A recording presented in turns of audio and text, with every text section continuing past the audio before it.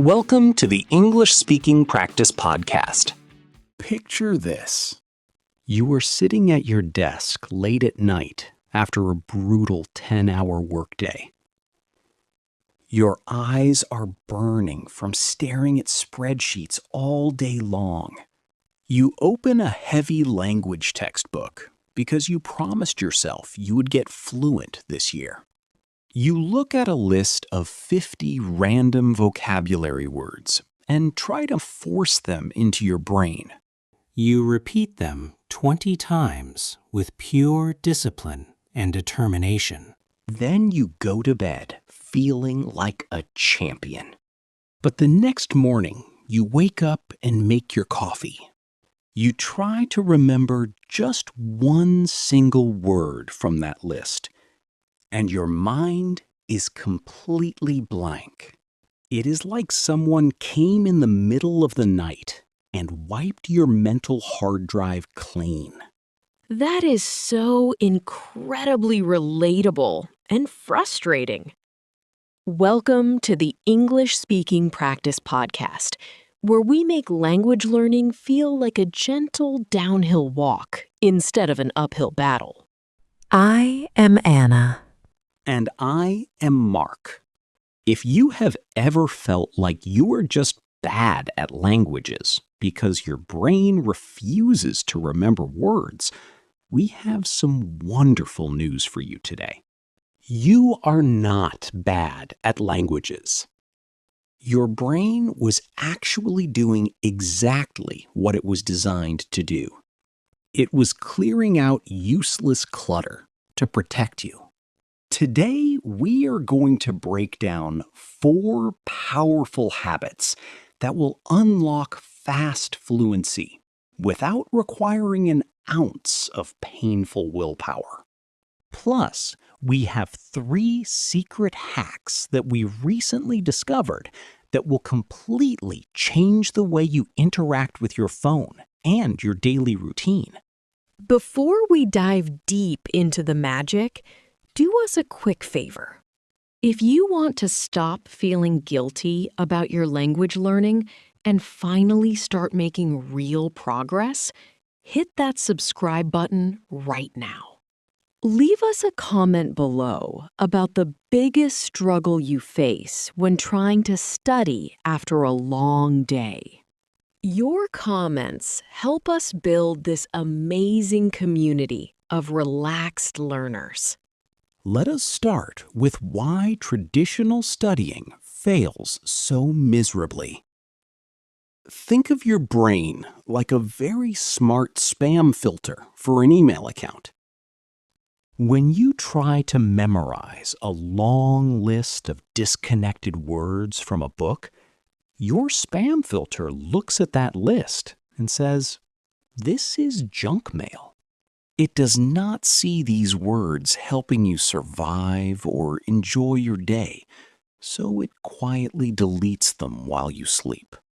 To get fluent fast, we need to bypass that spam filter entirely. We do not want to study a language like a school subject.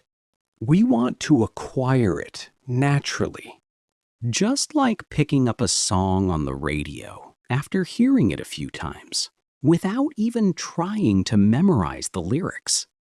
That brings us to our very first daily habit, which costs you exactly 0 extra minutes in your day. We call it the daily immersion anchor. The secret here is that you do not need to find new time in your busy schedule. You simply swap the audio in time slots that already exist in your life. Exactly. Let us break down a real-life chunk that we use all the time. The phrase is to stay stuck as a beginner. To stay stuck as a beginner means to remain at the starting level of a language for months or years without seeing any real improvement. It is like being on a fitness treadmill that is running at full speed but is locked in place, so you never actually move forward in the room. Imagine someone who downloads a popular language app and uses it for 5 minutes every single morning for 3 years. They know how to say, "The cat drinks milk," but they still cannot order a coffee in a real cafe. They stay stuck as a beginner because their daily habit lacks real substance and connection to real life. So, how do we fix that without burning out? You look at your day and find an anchor. An anchor is a fixed event that happens every single day without fail. For example, your morning commute in the car, or the 15 minutes you spend washing the dishes after dinner, or when you are walking your dog around the block. You take that specific block of time and you hook your language to it. But here is the golden rule. It must be content that you actually enjoy in real life. If you love cooking shows, do not listen to a boring grammar podcast. Listen to a passionate chef talking about baking sourdough bread in that language. If you love true crime stories, find a suspenseful mystery story. I actually started doing this myself a few months ago. I realized I was spending 45 minutes every afternoon fighting traffic on my way home from work. I used to listen to the political news, which just made my blood pressure skyrocket and left me feeling exhausted. I decided to completely swap that time out.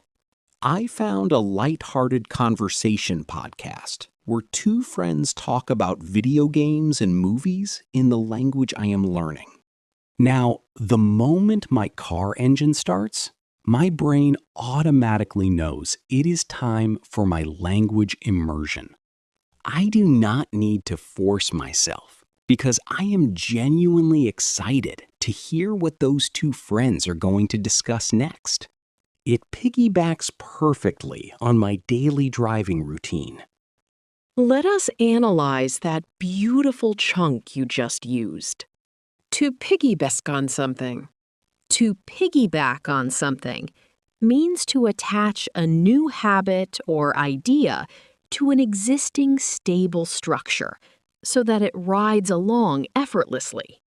It is like jumping onto the back of a friendly giant who is already walking in the exact direction you want to go, so you do not have to spend your own energy walking. Think about your daily life. If you already make a cup of fresh coffee at 7 o'clock every single morning, you can piggyback your language listening onto that coffee-making routine. The moment the kettle starts to boil, your headphones go into your ears. You are letting the old habit do the heavy lifting of remembering to start the new habit. That is a total game changer for anyone who feels too tired to study. But here is a question that our listeners always ask. What happens if the language just sounds like a wall of fast, confusing noise when you first start listening? How does our brain actually start making sense of that ocean of sound? That is where the second habit comes in. We need to train ourselves to notice patterns instead of trying to understand every single syllable. Let us look at the chunk to latch on to random words. To latch on to random words means to try desperately to grab and memorize individual pieces of vocabulary without looking at how they connect to each other. It is like trying to catch single raindrops with your bare hands instead of just placing a bucket on the ground to collect the water naturally. Imagine sitting with a giant dictionary and writing down 50 separate verbs on flashcards. Your brain cannot hold on to them because they have no emotional hooks and no context. They are just floating in space. Instead of doing that, your only job during your daily immersion anchor is to stay curious and notice what keeps coming back. Every single language runs on a surprisingly small core of vocabulary. Usually, just about 1,000 words cover the vast majority of daily human interactions. And those words always travel together in friendly little groups that we call chunks. When you listen every day, your brain will suddenly start recognizing these little auditory landmarks. It is like walking through a dark, unfamiliar forest every day. At first, everything looks the same. But by the fourth or fifth walk, you start noticing a uniquely shaped tree or a specific large rock by the path. You do not need to look up the exact scientific name of the tree. Your brain just files it under familiar territory. That is exactly how grammar actually works in real life, too. You do not learn to speak fluently by memorizing conjugations from a dry textbook table. You learn it by hearing a structural pattern so many times that your brain builds an intuitive internal compass. You start to feel when a sentence is right or wrong, even if you cannot explain the official grammatical rule behind it. It becomes a physical sensation of comfort or discomfort. Speaking of patterns, I have to share a huge personal insight that I recently stumbled upon. It is a method I call the digital information diet. I realized that our phones are essentially our primary environment nowadays. We check them over 100 times a day. So last month, I took a deep breath and changed the entire language setting of my smartphone and my internet browser. At first, my brain panicked slightly because my settings app and my calendar looked unfamiliar. But within 3 days, my brain adjusted completely. Now, every time I check the weather, decline an incoming call, or update my digital calendar, I am forcing my eyes to see natural, functional chunks in action. It is a completely passive way to increase your daily contact time without needing a single minute of formal study. That is brilliant, Mark. It is like turning your screen into a tiny, silent language teacher that gently taps you on the shoulder every time you check your text messages. It completely normalizes the language because it removes it from the realm of academic study and puts it directly into your utility belt. If you love that idea, please drop a comment right now and tell us if you are brave enough to change your phone settings today. And do not forget to share this episode with a friend who is currently struggling with their language progress. Now, once we have all this rich input flowing into our ears from our daily anchor, and we are starting to notice these beautiful patterns, we hit the big, scary wall. The wall that makes most language learners want to turn around and run away. The moment where the language actually has to come out of your mouth. Oh, yes. The absolute terror of speaking. Let us look at a fantastic chunk that describes this exact emotional reaction. Running for the hills. Running for the hills means to flee immediately from a situation out of intense fear, anxiety, or deep psychological discomfort. It is like being a cat that sees a vacuum cleaner turn on and immediately sprints under the sofa to hide until the noise stops. Imagine a situation where you are sitting in a cozy local cafe and a friendly tourist turns to you and asks for directions in the language you are learning. Instead of trying to speak, your heart starts pounding, your palms get sweaty, and you suddenly pretend to receive an urgent text message so you can walk away. You are running for the hills because you are terrified of making a mistake or looking foolish. I know that feeling so well.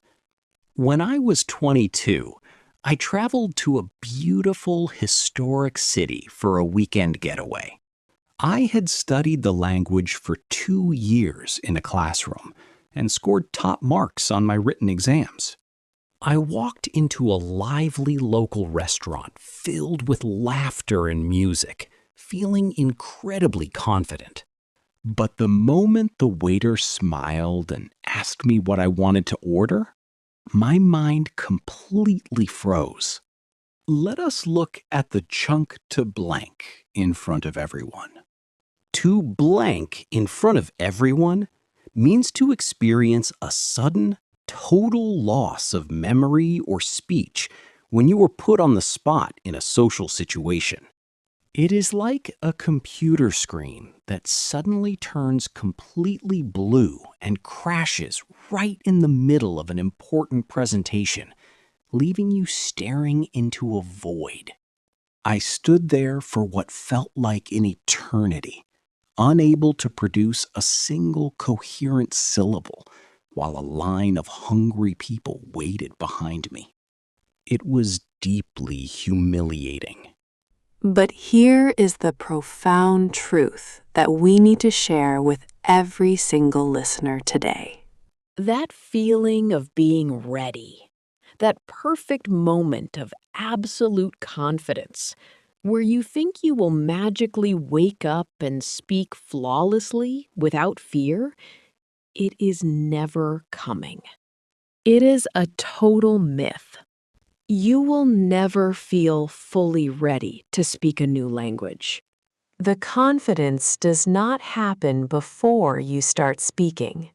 The confidence is a direct result of having the courage to speak while you are still messy and terrified. That is so true, Anna. So our third daily habit is to activate the language early and aggressively, but in a very low-stakes environment. You do not need to buy a plane ticket or throw yourself into a high-pressure situation. You just take the tiny patterns you have been noticing in your podcasts and start manipulating them out loud. If you hear the phrase, "Would you mind opening the window?" you can sit alone in your kitchen and say, "Would you mind passing the salt?" Or, "Would you mind calling me later?" You are just changing one single word inside the safe structural framework of the chunk. You are building the muscle memory of your mouth and tongue. And that brings me to a beautiful language hack that I discovered last year during my own learning journey. It connects perfectly with activating your speech without the fear of social judgment. I call it conversational shadowing. When you are listening to your daily Anchor podcast while walking in the park or cooking dinner, you do not just listen passively. You become an echo. The moment the speaker says a phrase with a specific rhythm, humor, or emotion, you immediately repeat it out loud, right after them, copying their exact intonation, their speed, and their attitude. You are not trying to analyze the grammar of what they just said. You are physically wearing their speech patterns like a comfortable winter coat. Wow, I love that image. It is like practicing your swing in golf or tennis by mimicking the exact physical motion of a professional athlete. Your body learns the fluid movement before your brain even fully understands the mechanics. When you shadow a native speaker, you are bypassing the intellectual filters and training your brain to file those sounds under normal human expression. It completely removes the heavy burden of translation because you are jumping directly from emotion to sound. Now, let us move to the final piece of our daily language loop. What happens at the very end of the day when your brain is completely drained from handling life, family, and work?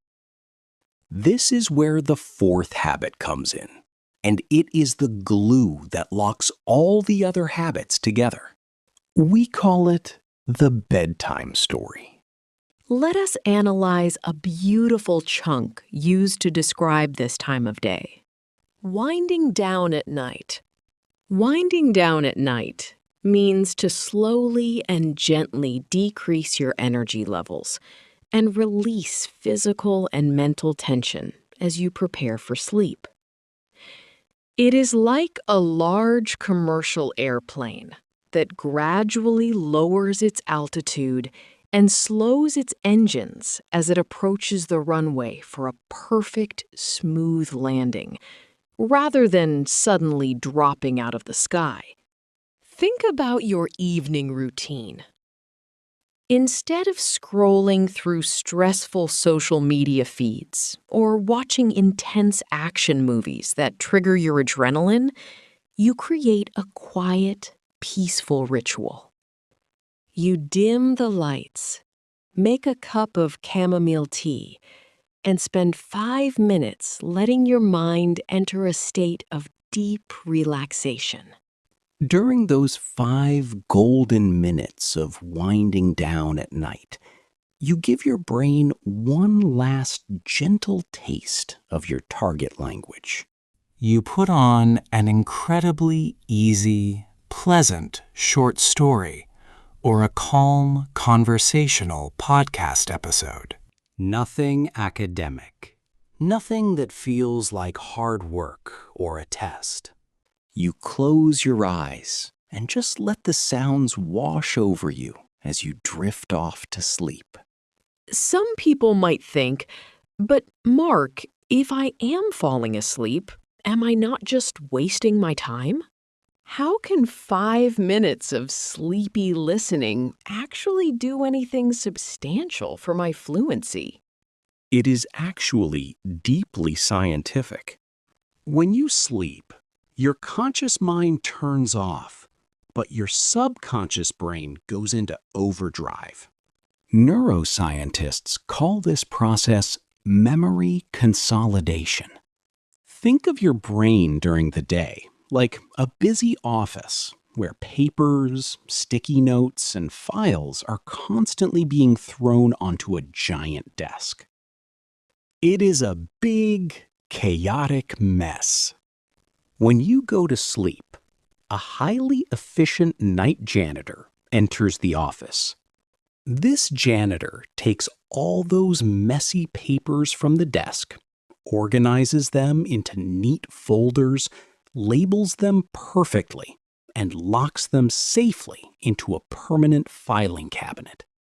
But here is the catch. The night janitor can only organize the files that you placed on the desk right before the office closed. If you give your brain 5 minutes of beautiful, clean language patterns right before you sleep, the janitor spends the whole night building connections and locking those structures into your long-term memory. That is an absolutely beautiful metaphor, Mark. It makes you realize that your brain is actually working for you while you are resting. It completely removes the guilt of feeling lazy or tired. To make this process even sweeter, I have combined this with a third personal habit that I call the micro-chunk journal. Right before I turn on my easy bedtime story, I open a small notebook on my nightstand. I take exactly 1 minute to write down just 1 or 2 natural sentences about my day. But here is the trick. I am strictly forbidden from creating sentences from scratch using grammar rules. I am only allowed to use the exact chunks that I notice during my afternoon commute or my morning shadowing session. For example, I will write, "Today was a total whirlwind, but I managed to wind down at night with a good book." By physically writing down a chunk in a personal context right before sleep, I am hand-delivering a brightly colored file directly to that mental night janitor. That is pure gold, Anna. Let us look at how all of these pieces connect into one beautiful, self-sustaining ecosystem. We have a continuous, non-stop loop. You start by immersing yourself through a daily routine anchor. Then you naturally notice the patterns and chunks that keep showing up. Next, you activate those chunks through conversational shadowing or speaking out loud to yourself. And finally, you reinforce everything right before sleep with an easy story and a micro journal entry. It is not 4 separate, heavy tasks that you have to check off a checklist with gritted teeth. It is just one gentle wave that flows through your entire day. Let us talk about the chunk once that is ticking along. Once that is ticking along means that a specific habit or system has become so automatic, smooth, and well-established that it functions perfectly on its own without requiring constant monitoring or heavy effort. It is like a classic mechanical watch that you wind up once and then it just sits on your wrist, quietly and reliably keeping perfect time for weeks while you completely forget about it. Imagine a situation where you successfully establish your morning commute listening anchor. For the first week, you have to consciously remind yourself to turn on the podcast. But by week 3, it becomes an automatic reflex. The moment your hand touches the steering wheel, your phone is already playing the language. Once that is ticking along effortlessly, you have the mental bandwidth to add the next small layer, like noticing patterns or writing down your evening micro-sentence. This is why we want our listeners to completely throw away the all or nothing mindset. Do not wake up tomorrow morning and try to execute all 4 habits perfectly for 2 hours. That is a guaranteed recipe for total exhaustion and failure. Start with just one single step. Find your daily anchor tomorrow. Whether it is making your morning espresso or folding your laundry on Sunday afternoon, just get the language into your ears during that specific time block. Let that one habit get comfortable. Let it start ticking along naturally. If you found this perspective liberating, please take 3 seconds to hit the like button right now. Share this audio track with someone in your life who is currently burning themselves out over grammar textbooks and feeling defeated. Don't forget to leave a comment with your own daily anchor. We read every single comment and love hearing your stories. To make this process completely foolproof for you, we have created a beautiful, simple 2-page language goal planner that you can download completely free using the link right in our description. It includes a gentle monthly tracker that is designed to help you see the big picture. If you miss a day because life gets crazy or you are simply too exhausted, your streak is not broken. There is no guilt and no starting over from scratch. You just look at the monthly dashboard, smile, and pick it up again the next day when you have the energy. Exactly. Language acquisition is not a sprint where you get penalized for taking a breath. It is a long, beautiful coastal walk. Be gentle with your brain. Trust the natural process of immersion, noticing, activating, and consolidating. Before you know it, you will not be watching videos about how to learn a language anymore. You will just be living your life naturally inside the language. Thank you so much for hanging out with us today on the English Speaking Practice Podcast. Keep it simple, keep it consistent, and we will see you in the next episode.